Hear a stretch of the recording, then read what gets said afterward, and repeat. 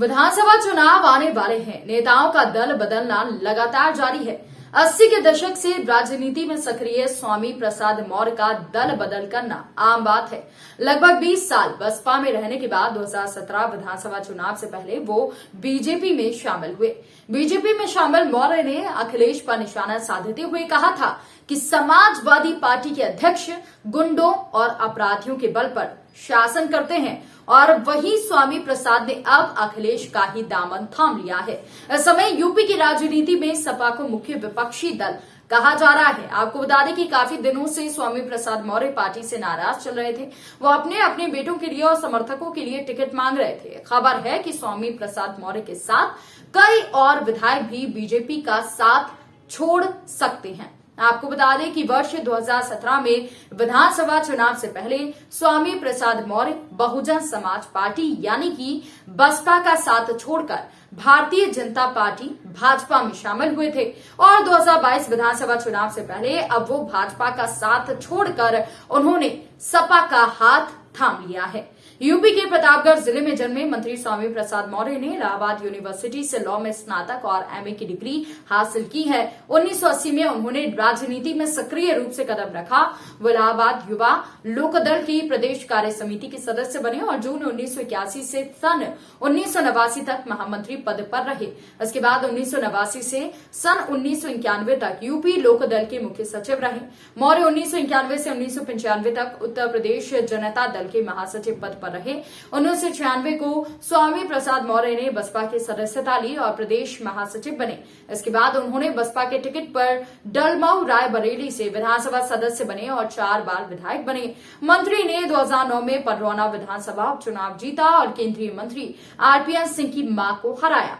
मई 2002 से अगस्त 2003 तक उन्हें मंत्री का दर्जा मिला और 2003 से सितंबर 2003 तक नेता प्रतिपक्ष भी रहे। स्वामी प्रसाद मौर्य वर्ष 2007 से 2009 तक मंत्री रहे और जनवरी 2008 में उन्हें बसपा का प्रदेश अध्यक्ष बनाया गया। इसके बाद 2016 में उन्होंने बसपा से बगावत कर भाजपा का हाथ थाम लिया। स्वामी प्रसाद मौर्य ने कुशीनगर जिला कलेक्ट्रेट में आयोजित जिला पंचायत सदस्यों के शपथ ग्रहण समारोह में पहुंचे थे। यहां पर उन्होंने अखिलेश यादव के पुलिस पर दिए गए बयान को लेकर तीखा हमला किया था। समाजवादी पार्टी के शासनकाल में आतंकवादियों पर से मुकदमा हटाने का प्रयास किया गया था। समाजवादी पार्टी के मुखिया अपराधी गुंडे और उपद्रवियों के बल पर शासन करते हैं। वहीं कुशीनगर में स्वामी प्रसाद मौर्य ने कहा कि अखिलेश यादव के कागजी कार्यों को योगी सरकार ने पूरा किया, इसलिए अखिलेश यादव को योगी सरकार की सराहना करनी चाहिए। पूर्वांचल को जो तोहफा योगी आदित्यनाथ सरकार ने दिया है उसकी प्रशंसा करनी चाहिए।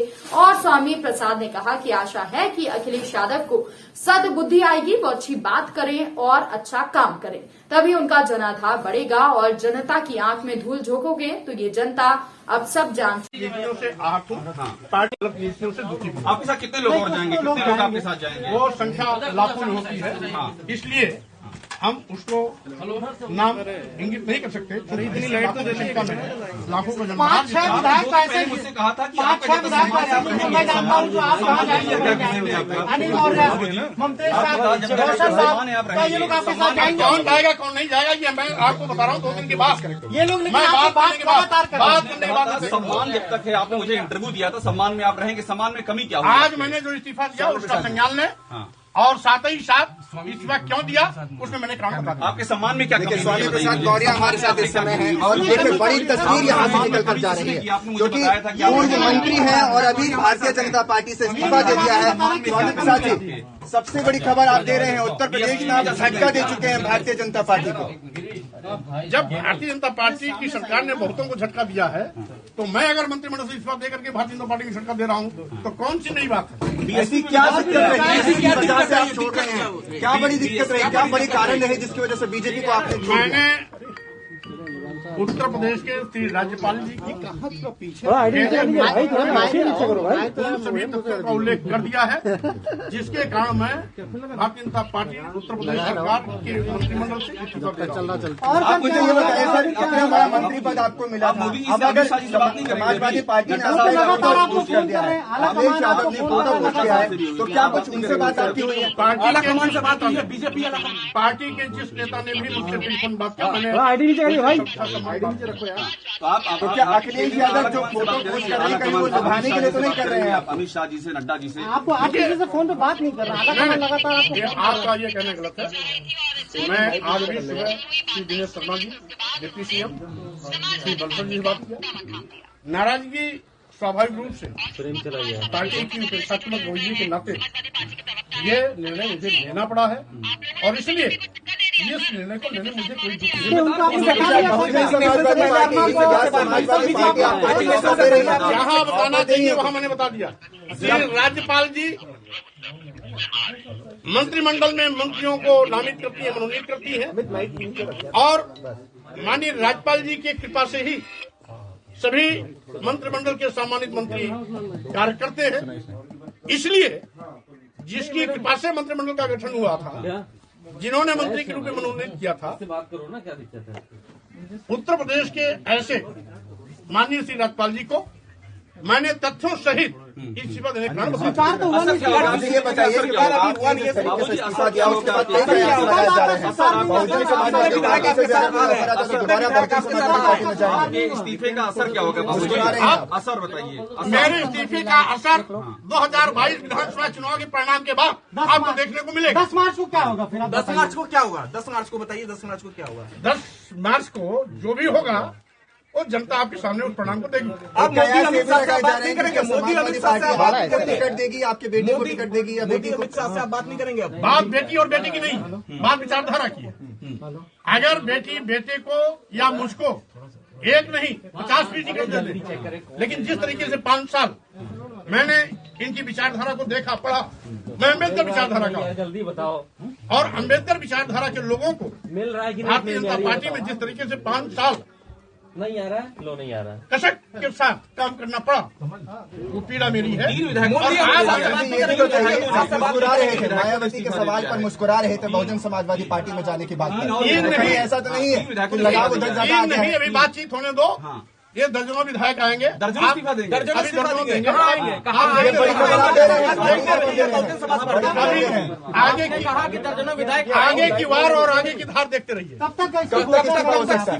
1-2 दिन में मैंने समय दे दिया है, और बार बार आप उसी की पुनरावृत्ति कर रहे हैं। 1-2 दिन के अंदर बड़ा विकेट गिरा है, बड़ा विकेट गिरा है, मैं निर्णय भी आपको सुना दूंगा। बड़ा विकेट गिरा है। बड़ा सवाल है कि क्या आप सवार होने वाले साइकिल पर? क्योंकि बड़ा सवाल यही है कि कहीं साइकिल की सवारी तो नहीं कर रहे हैं। साइकिल की सवारी या फिर 1-2 दिन इंतजार करिए, सारी स्थितियां अपने आप। मुख्यमंत्री कौन बनेगा? मुख्यमंत्री कौन बनेगा? कौन मुख्यमंत्री बनेगा बताइए आप। 1-2 दिन के बाद मैं सब बता दूंगा क्या होने वाला है। ये भी बात नहीं है, आप जिस पद के नेता है क्या उस मुख्यमंत्री बनेंगे? ऐसी भी कोई बात हुई है? क्या भारतीय जनता पार्टी ने मुख्यमंत्री बना दिया था क्या? नहीं, जहाँ पर आपने बात की है ये जनमत मिलने के बाद पार्टी तय करती है, और अभी हमारी चूंकि कोई पार्टी तय नहीं है, इसलिए इसका जवाब मैं 2 दिन बाद। ऐसा कौन सा मुख्यमंत्री, ऐसा कौन सा पद होगा जो आप चाहते हैं कि अन्य दल जब आप उसमें जाएं तो वो आपको दें? देखिए, सम्मान स्वाभिमान सबसे बड़ी संपत्ति है। मंत्री का पद भी उसके आगे छोटा है, इसलिए मंत्री आप लाख दे दो, लेकिन हमारे मंत्रिमंडल के तमाम ऐसे मंत्री हैं जिसमें तमाम बंदिशें थी, खुल के काम नहीं कर पा रहे थे। यद्यपि ये मेरे साथ अनहोनी नहीं हुई, क्योंकि जानते हैं कि स्वामी प्रसाद मौर्य का मिजाज क्या है, पलट के जवाब देंगे, इसलिए किसी ने मेरे काम में दखल देने की अफसरशाही से नाराज है क्या? लेकिन आपका कार्य ऐसा है जिससे कहीं ऐसा प्रभाव पड़ता है, कहीं ये कार्य बीजेपी के लिए खतरा तो नहीं बन जाएगा? बाबूजी बैठ जाइए। अफसरशाही से नाराज है क्या? अफसरशाही जो अफसरशाही हावी है जिसकी बात होती है उससे नाराज है? बाबूजी बैठ जाइए। आप बैठ जाइए, आप बैठ जाइए। अफसरशाही बाबूजी मुख्यमंत्री के इशारे पे काम करती है। अफसरशाही की कोई गलती नहीं होती है। अफसरशाही से जिस प्रकार से आप काम लेना चाहेंगे उस प्रकार से वो काम करेगा। इसलिए नेता की नीति और नियत इस बात की निर्भर करती है। समाजवादी पार्टी के राष्ट्रीय अध्यक्ष पूर्व मुख्यमंत्री उत्तर प्रदेश श्री अखिलेश यादव जी के बयान पर एक तरह से मैं कहूं कि वह राधे राधे से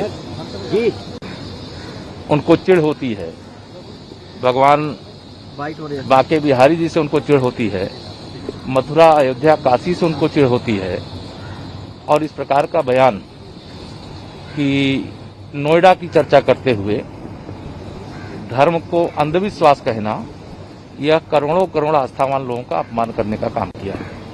मैं उनके इस बयान की आलोचना करता हूं। मैं कहता हूं ये वही सपा है जिसने पूरे उत्तर प्रदेश को गुंडा राज में परिवर्तित कर दिया, दंगा राज में परिवर्तित कर दिया।